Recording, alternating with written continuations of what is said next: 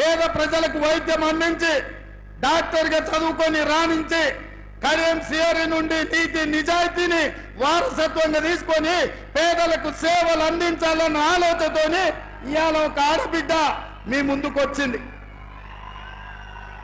ఇవాళ కాంగ్రెస్ పార్టీ శ్రీహరి గారు టికెట్ అడగలే. నేను ఈ వేదిక మీద నుంచి స్పష్టంగా చెప్పదలుచుకున్న ఈ రాష్ట్ర ప్రజలకు, శ్రీహరి గారు కాంగ్రెస్ ను సంప్రదించలే.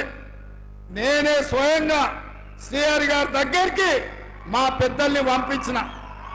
ఎందుకంటే ఈ ప్రభుత్వంలో నిజాయితీ కలిగిన ప్రజలకు చిత్తశుద్ధితో సేవ చేసే నాయకులు నా ఎంబడి ఉంటే నా గౌరవం, పార్టీ గౌరవం పెరుగుతుందని శ్రీహరి గారిని కాంగ్రెస్ లోకి తీసుకురండి, చదువుకున్న డాక్టర్ కావ్యను ఎంపీని చేద్దామని చెప్పి ప్రతిపాదన నేను పంపించిన. మన ప్రతిపాదన మీద కడియం శ్రీహరి గారు ఆలోచన చేసి ఈ రోజు ఒక నిర్ణయం తీసుకున్నారు. నాకు తెలిసి వారు నిర్ణయం తీసుకోకపోదురేమో, కానీ బీజేపీ రూమర్లో ప్రజాస్వామ్యానికి ఒక ప్రమాదం పొంచి ఉన్నది. బీజేపీ ఇవాళ ఎస్సీ ఎస్టీ రిజర్వేషన్లు రద్దు చేసి రాజ్యాంగాన్ని మార్చేసి దళితుల మీద గిరిజనుల మీద దాడులు చేసి ఈ రోజు ఈ ప్రజాస్వామ్యాన్ని మీదనే దాడి చేసే ప్రయత్నం చేస్తుంది. అంబేద్కర్ వాదిగా ఏబిసిడి వర్గీకరణ కోసం కొట్లాడిన నాయకుడిగా ఈ రోజు ఈ దేశ రాష్ట్ర ప్రజలకు ప్రజాస్వామ్యాన్ని కాపాడే అవసరం ఉంది. అందుకే గాంధీ కుటుంబం నాయకత్వంలో పనిచేయడానికి ఈ రోజు కడియం శ్రీహరి గారు ముందుకొచ్చిండ్రు. అందుకే మిత్రులారా, ఇవాళ శ్రీహరి గారి దగ్గర కోట్ల రూపాయలు చూసే టికెట్ ఇవ్వలేదు, శ్రీహరి గారి నిజాయితీని చూసి టికెట్ ఇచ్చినాం. ఇవాళ కడియం కావ్యకు ఈ రోజు ఎంపీగా ఇచ్చినామంటే ఆనాడు కొండా సురేఖకు కాంగ్రెస్ టికెట్ ఇస్తే నాయకురాలైంది.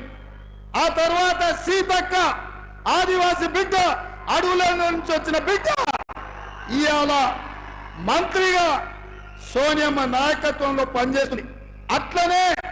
అట్లనే మీ ప్రాంతం నుంచి మరొక ఆడబిడ్డ కాంగ్రెస్ పార్టీలో నాయకురాలుగా ఎదుగుతుంది, పార్లమెంటులో రాణిస్తుంది, మీ సమస్యల మీద కొట్లాడుతుంది. మీరు ఆశీర్వదించండి మీ బిడ్డను. గల్లీ నుంచి ఢిల్లీ వరకు మీ గలమై వినిపిస్తుంది డాక్టర్ కావ్య. ఆరూరి రమేష్ కు ఓటేస్తే అనకొండ మీ భూములు మింగుతాడు, ఎక్కడికి ఓడు, మీ భూములను మింగే పని మీదనే ఉంటాడు. ఇవాళ పోటీ దేశం కోసం త్యాగం చేసిన ఇందిరా గాంధీ, దేశం కోసం ప్రాణాలు ఇచ్చిన రాజీవ్ గాంధీ, దేశం కోసం దేశంలో దేశ ప్రజాస్వామ్యాన్ని బ్రతికించడానికి పదవి త్యాగం చేసిన సోనియా గాంధీ, రాహుల్ గాంధీ, ప్రధానమంత్రిగా దేశాన్ని పట్టి పీడిస్తున్న నరేంద్ర మోడీ మధ్యలో ఇవాళ